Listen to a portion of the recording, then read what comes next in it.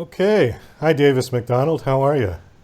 I'm doing well. How are you doing, Douglas? Oh, wonderful. Thank you for coming on the show. I appreciate it. I love all your books behind you there. Those are very I have a nicely huge bound. library downstairs, but yes, we have a collection of old books, old other books from all over the place. Yeah, I'm kind of a fan of those beautiful bindings on those books. Doesn't necessarily make the content better, but it certainly improves the aesthetic value of the book. Yeah. So you are an author as well, and you're also an attorney. Are you still practicing law? Oh, absolutely. I'm a sort of a narrow specialty. I'm a securities lawyer, a transactional securities lawyer, which means I have the fun of doing deals, not going to court, doing deals offshore, onshore, all over the country, as well as California. And they actually pay me well for it, so it's great fun. Are you one of those attorneys that if a stock crashes really bad, you try to recoup the money for certain people? I have some money in the stock market, and every time something crashes, I get emails from lawyers saying, if you lost X amount, we can help you recoup some of it. Yes, those are litigating securities lawyers, and they do very well. People hire me to keep them out of jail and to keep them from being sued while they raise money privately or publicly from passive investors. So I rarely go to court. Occasionally, I appear before the SEC on behalf of a client and have to use my voice charm to get them out of hot water. Well, that's a good way to put it. So you're promoting your book. You've got, how many books have you written now? Book eight, I'm working on book nine. I turn out a book a year. I have a busy schedule, so a book a year seems to be work pretty well for me. Okay, well, let me back up here a little bit. So you've been a lawyer for many years, I presume? Many years, that's right. Okay, so why did you start writing? What was the motivation to start writing novels? Well, as a lawyer, as a transactional lawyer, such as I, and a securities lawyer to boot, uh, you write all the time, and your tools are words. So it's great fun to play with words and write things. Novels are just a different form of using those same tools in an exciting way to create a little humor, a little suspense, excitement, tell a story, and maybe to make a point that people ought to hear. Are your stories fiction or nonfiction or a mix of both? Or They're all fiction, but they're based often on real events that occurred to me over the course of my career, or to clients, or to friends of clients, or people that I've looked at, or actual events. well, looking at your bio, the cruise is addressing the Great Pacific Garbage Patch. Is that correct? That's right. What is that exactly? I've heard of it, but I don't really know the details about it. What is the Great Pacific Garbage Patch? That's a patch of blue Pacific, about twice the size of Texas. And the trade winds and currents swirl all the garbage from across the Pacific Ocean kind of into this patch naturally, and that's where it congregates. And the plastic there uh, breaks down in the sun, but it doesn't really break down and end. All the plastic that man has made in his entire civilization still is in the world. It doesn't degrade beyond micro bits. So the stuff breaks down into smaller bits, and then ends up raining down on the surface, under the surface of the water, like rain onto the bottom.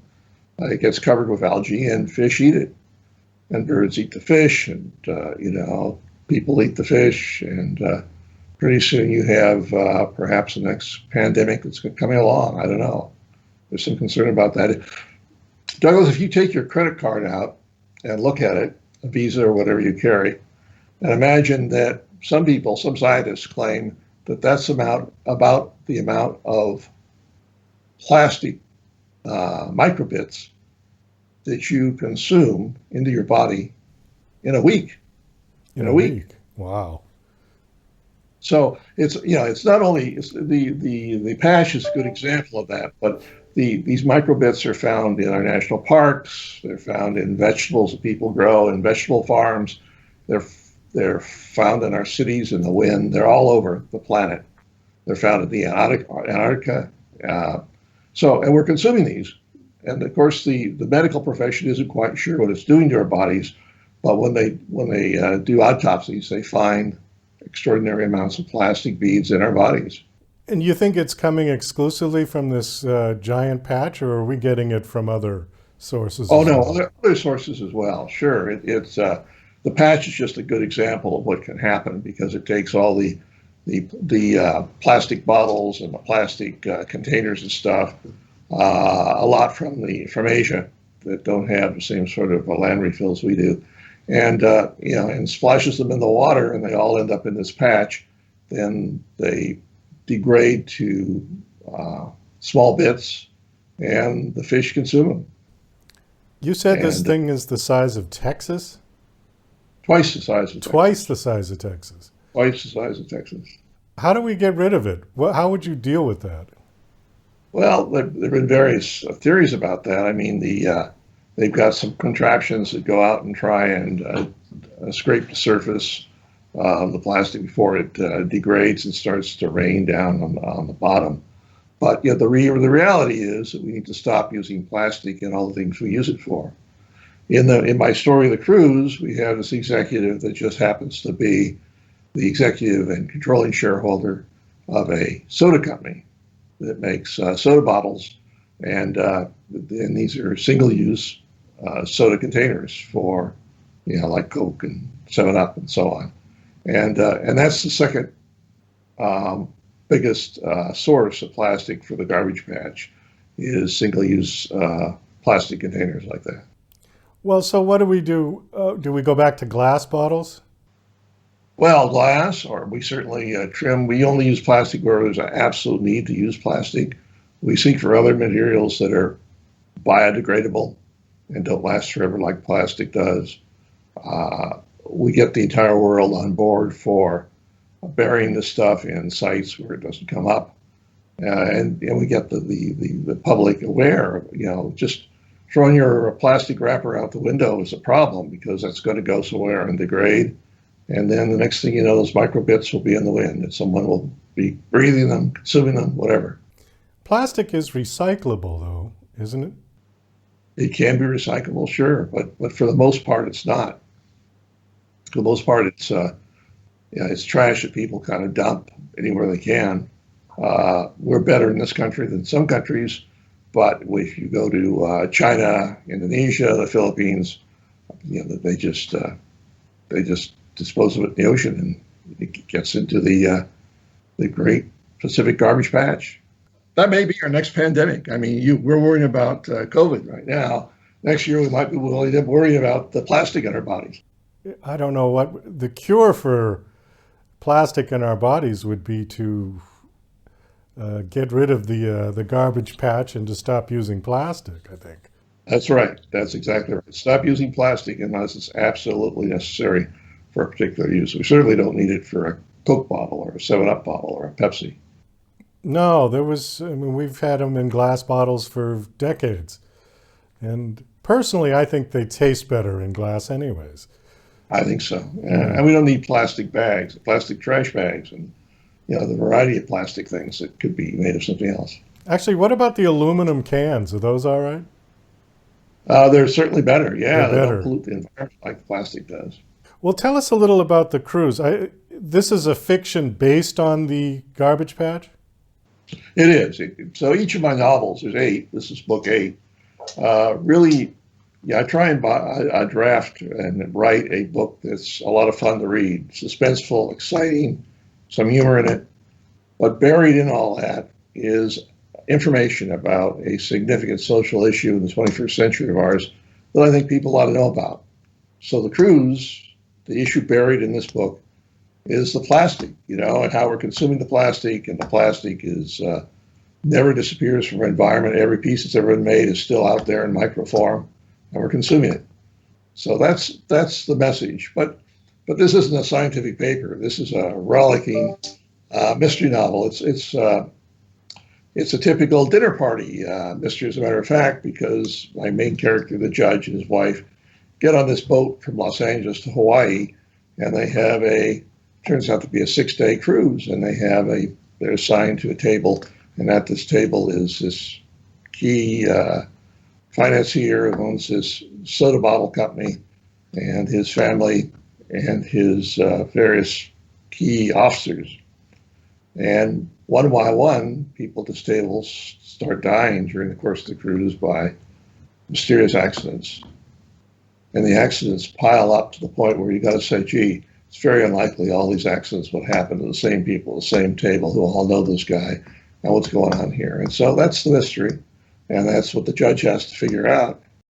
This is a little bit reminiscent of Murder on the Orient Express. Right. Or Agatha Christie's 10 Little Indians, you know. It's sure. It's Okay. sort of a traditional it's the traditional dinner party mystery setting with a new take wrapping around an interesting 21st century problem we have, which is plastic. And there's a lot of in it and vignettes and so on of things that have happened to me and other people on cruises. I think that's interesting to think about how you would tie together the garbage patch with this murder or dying. You didn't necessarily say murder, did you? No, I didn't. So, Accidental deaths, apparently, a lot of them. okay. Very intriguing, very intriguing. So we've got about 2 minutes. Can you just tell us maybe a little bit about some of your other books, or if they're Sure. what they're about? Book 7, The Lake, came out in November of 2019 and really predicted the COVID flu of virus that we're dealing with now still, 5 months before it became apparent that was a problem. Set in Lake Arrowhead, and again, a murder mystery, some humor, suspense, excitement. My books are fun. People like to, they read them on the beach, they read them on airplanes, they read them standing in line, they read them past their bedtime, they even read them on a Zoom call in their lap sometimes, I'm told.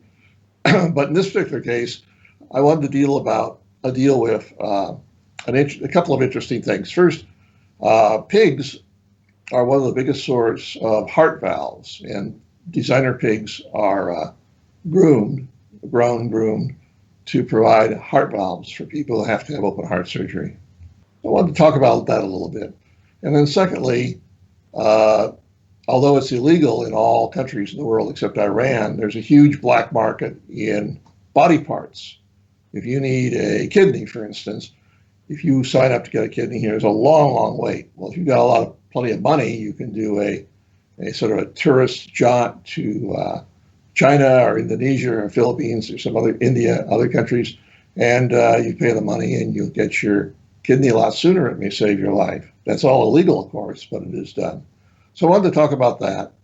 And finally, I wanted to talk about scientists who have amazingly decrypted our DNA, and they're able to match and change species in terms of the DNA. So these scientists who were in the illegal body part business, brokering all over the world, and also growing designer pigs for legitimate use here in the US for the valves, decided that they wanted to create a better designer pig that had a DNA that was a human DNA, so they could almost match the designer pig with you, Douglas. If you needed a kidney, you'd have your own designer pig here with a kidney or some other parts that would really match. There'd be no rejection, and you could just plug yourself into those parts and go on. Sounds like a great idea. And so they mixed the DNA of humans into the pigs, and they didn't really think about the swine flu, which in 2019 was sweeping Asia and parts of Europe and the Middle East. I think the Chinese killed 2 million pigs because of the swine flu, very infectious. And so the swine flu in my story gets into these designer pigs in Lake Arrowhead in their lab and jumps over into the human species, and suddenly you have COVID or something like COVID. And that's sort of the 21st century social issue that I think people ought to think about, buried in this very suspenseful, exciting mystery story. It does sound really intriguing. And it also sounds intriguing about the cross DNA between man and pig. I think there's some jokes that could be made in there. We've probably all met one. So along the way in that story, there's the judge, my main character. The first 2 books of the series are a love story, and it continues, and he gets married and so on. And so at this stage, book 7, The judge and his wife, Katie, are kind of having a dispute, and it's become sort of that 7-year itch period in the marriage. And so I researched that, and there is some statistical reason to think there can be a 7-year itch. So there's a lot of angst and drama and fun about that as well in this Mr. Story. Well, we do have to wrap it up. We are out of time. Do you have a website that you want to give out where people can check out your books? Sure. If you just Google Davis Macdonald author, it'll come up. And remember, Davis is not David. It's Davis, not David. And Macdonald is Mac, like Old MacDonald had a farm. So Davis Macdonald, author, and it'll come right up on Google. You'll see trailers for each book, video trailers, and descriptions of the books. There are 8 books. They're in a series. And I think people find them very fun to read. They're great fun. Okay, great. Well, thank you so much for coming on the show and sharing with us. This was interesting. Best of luck with your books and your law practice.